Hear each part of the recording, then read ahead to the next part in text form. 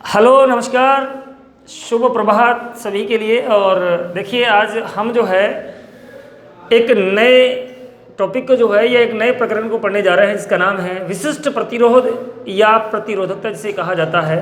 किस प्रकार से इस टॉपिक को हमको डिफाइन करना है, किस प्रकार से इस टॉपिक को हमको पढ़ना है, ये सारी चीज़ें जो है हम पढ़ने वाले हैं। तो थोड़ा सा ध्यान दीजिए आप सभी। हम पढ़ रहे हैं प्रतिरोधकता। प्रतिरोधकता किसे कहा जाता है या विशिष्ट प्रतिरोध क्या होता है, यही। और यहाँ से पिछले जितने भी एग्जाम्स हुए हैं, माध्यमिक शिक्षा बोर्ड के जो एग्जाम हुए हैं और विभिन्न भर्ती परीक्षाएं जो हुई हैं, उन सभी में यहाँ से प्रश्न पूछा गया है। तो विशिष्ट प्रतिरोध या प्रतिरोधकता क्या होती है, तो सबसे पहले इसके सूत्र को या इसके फॉर्मूला को जो है हमको डेराइव करना पड़ेगा, उसको लाना पड़ेगा।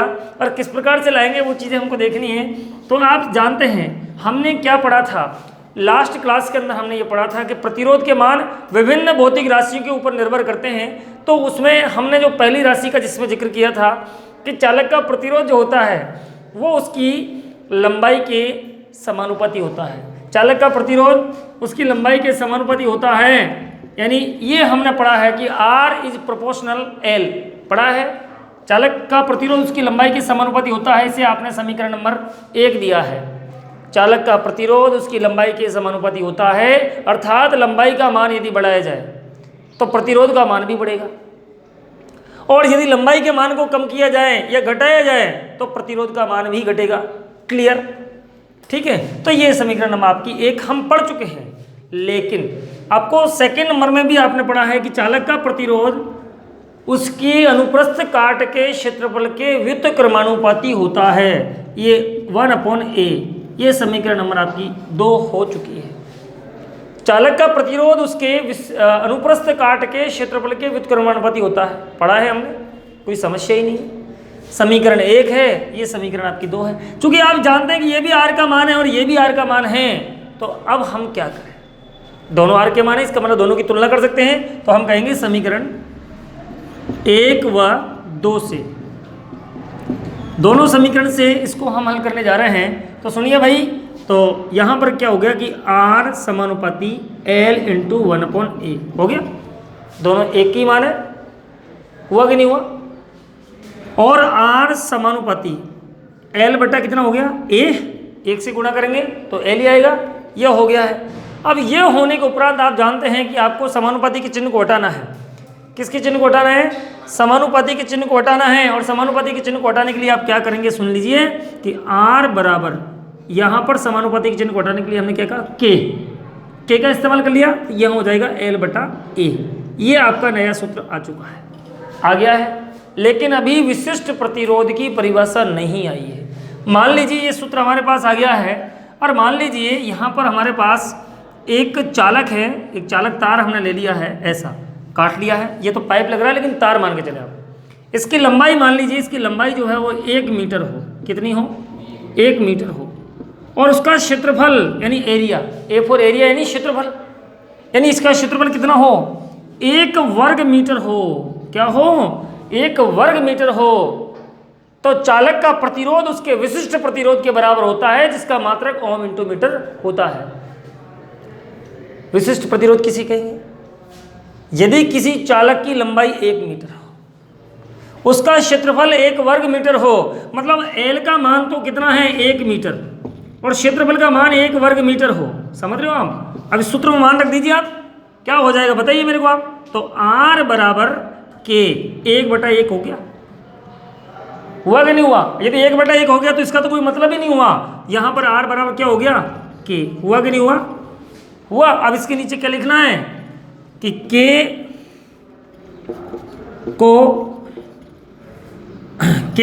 यहाँ स्थिरांक है, क्या है ये, स्थिरांक है, जिसे चालक का विशिष्ट प्रतिरोध या प्रतिरोधकता कहा जाता है। विशिष्ट प्रतिरोध या प्रतिरोधकता कहा जाता है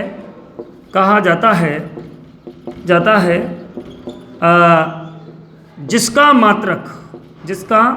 मात्रक ओम इंटू मीटर होता है। क्या होता है, ओम इंटू मीटर होता है। क्या होता है, जिसका मात्रक ओम इंटू मीटर होता है। समझ रहे हो आप मेरी बात?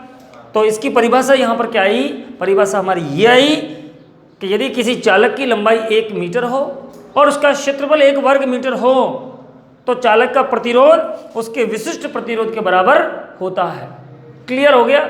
ये है आपका पूरा की पूरा प्रोसेस। ठीक है, तो आपको ये आज ही लर्न करना है, इसको सूत्र को डेराइव करके भी आपको देखना है। इसके बाद हम चलते हैं, यहाँ से बहुत सारे प्रश्न निकलेंगे और उन प्रश्नों को हल करना नितांत आवश्यक है और उन प्रश्नों को हल करेंगे हम। ठीक है, तो ध्यान दीजिए सभी। तो ठीक है ना, तो इसके बाद देखिए आपके सामने एक प्रश्न दिया है और प्रश्न क्या दिया है वो देखिए। प्रश्न दिया है कि 4 ओम प्रतिरोध के तार, 4 ओम प्रतिरोध के तार। प्रश्न हमारे पास दिया है कि 4 ओम प्रतिरोध के तार की लंबाई माध्यमिक शिक्षा बोर्ड में आया हुआ प्रश्न है। RBSE Rajasthan board of secondary education माध्यमिक शिक्षा बोर्ड के 2013 का प्रश्न है। 4 ओम प्रतिरोध के तार की लंबाई दुगुनी कर दी जाए, दुगुनी मतलब दोगुनी कर दी जाए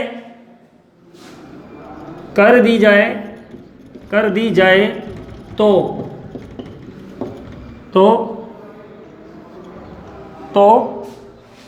तार के नए प्रतिरोध की गणना कीजिए। इस प्रश्न में आपको बढ़िया ही छकाया है। इस प्रश्न ने आपके दिमाग का जो है ब्रेन वॉश किया है। तो थोड़ा सा आपको देखना है क्या करना है यहाँ पर या क्या नहीं करना है, ये सारी बातें यहाँ पर जानना है। इसका मतलब आपके सामने कंडीशन दी हुई है और कंडीशन में आपके साथ क्या किया है वो थोड़ा सा देखना है कि लंबाई को दोगुना कर दिया जाए। प्रश्न देखिए आप, लंबाई को दोगुना कर दिया जाए। ठीक है, तो इसका मतलब L का मान कितना हो गया? दोगुना हो गया, यानी R बराबर यहाँ पर कितना है? 4 ओम। L का मान कितना दिया है? 2 गुना, मतलब 2L। लंबाई की जगह यहाँ मोटाई कीजिए आप, मोटाई दोगुनी कर दी जाए, ऐसा लिखिए। मोटाई का मतलब क्षेत्रफल हो गया, ये हो गया 2 गुना 2A हो गया। क्या हो गया? 2। कोई दिक्कत नहीं है, उससे भी हम कर सकते हैं, लंबाई को भी दुगुना करवा सकते हैं, कोई विशेष बात नहीं है, सेम प्रोसेस है। तो 4 ओम प्रतिरोध के तार की मोटाई दोगुनी कर दी जाए तो तार के नए प्रतिरोध। अब देखिए पूर्व जो पहले का तार था उसके R का मान जो है वो कितना दिया है? 4 ओम दिया है, और जो है इसका क्षेत्रफल कितना दिया है? मोटाई को दोगुना कर दिया जाए। ठीक है, तो ये हो गया। तो यहाँ पर देखिए आपको दिया क्या है? कुछ नहीं दिया है। तो पहली प्रोसेस आपकी क्या है और दूसरी प्रोसेस आपकी क्या है, ये सारी बातें आपको देखनी है। ठीक है, तो अब मैं यहाँ से लिखूँगा कि मोटाई को दोगुना करने पर, मोटाई को 2 गुना करने पर लंबाई आधी रह जाती है, इसलिए L बराबर होगा L/2। समझ कैसे हुआ? मान लीजिए कि मेरे पास जो है ये एक चालक था, इसकी मोटाई को दुगना करूंगा मैं, तो मैंने मोटाई को दुगना कर दिया है। मोटाई दुगना होती इसकी लंबाई कितनी होगी? आधी हो गई ना। ठीक है ना, कोई सी भी चीज़ है आप मोड़ के उसको इस तरह से देख लीजिए। मान लीजिए इसको, मुझे ये तार था, इसको जो है मैं इनको दुगना करूंगा ऐसे, तो ये लंबाई इसकी आधी होगी। मोटाई दुगना होने पर लंबाई आधी हो गई है, तो आपका ये हो गया है। और यहाँ पर देखिए मित्रों होता क्या है कि पहला, अब यहाँ हो गया, तो पहले तार में तो क्या स्थिति, फर्स्ट और सेकंड पोजीशन दोनों को देखिए आप। पहले में तो कुछ नहीं है, R बराबर क्या है? KLA, यही था पहले में, तो ये सूत्र लगे। ठीक है ना, और सेकंड पोजीशन में देखिए आप, सेकंड पोजीशन में क्या होता है? ठीक है, सेकंड पोजीशन में R डैश बराबर, क्योंकि ये भी R का मान और ये भी R का मान है, KL/A। यहाँ पर ये होगा कि नहीं होगा? सेकंड में यही है। तो अब आप जानते हो K का मान तो बराबर है ये मान, तो R डैश। अब यहाँ देखिए कि A बराबर कितना है? 2A है, और एल बराबर कितना हो गया, L/2 हो गया। समझ रहे हो मेरी बात, हुआ कि नहीं हुआ, हो गया ना बेटा। तो यह देखिए एल का मान तो अपने कितना हो गया, आधा हो गया, और इसका मान ये हो गया। तो आर डैश बराबर ये हो जाएगा आपका कि के एल की जगह तो हो जाएगा L/2, और ये हो गया आपका 1/2, क्योंकि ए है, ठीक है, ये ए है, इसकी जगह 2a हो गया ना, तो ये हो गया। लेकिन अपन ने क्या कहा कि भाई 2 लिखेंगे तो 2 के नीचे बटा 1 कर देंगे तो उल्टा कर देंगे ना, 2a। तो इस प्रकार से आपका क्या हो गया, ये यहाँ पर हो गया है 2a हो गया, मतलब यूँ कहें आप, ए भी लिख लो सब। कितना हो गया बेटा, देखिए आप कि आर डैश बराबर के L/4a, यही हुआ, हुआ कि नहीं हुआ। अब देखिए समीकरण 2 में 1 का भाग देने पर आप चाहें तो मैं इसको मिटा सकता हूं, इसको मिटा सकता हूं। तो आप देखिए यहां पर हमने क्या किया कि ये आपकी समीकरण नंबर 2 आ चुकी है, ये समीकरण नंबर आपकी 1 है। तो हमने क्या किया कि समीकरण 2 में 1 का भाग देने पर हमने भाग दिया है। तो 2 में 1 का भाग देंगे तो देखो कैसे देंगे, 2 में क्या है, आर डैश, तो आर डैश में किसका भाग देंगे, आर का, यही हुआ ना। ऊपर आर डैश का मान क्या है, के L/4a। अब इसमें भाग देंगे, इसका देंगे तो ये संख्या पलट जाएगी, पलट जाएगी ना।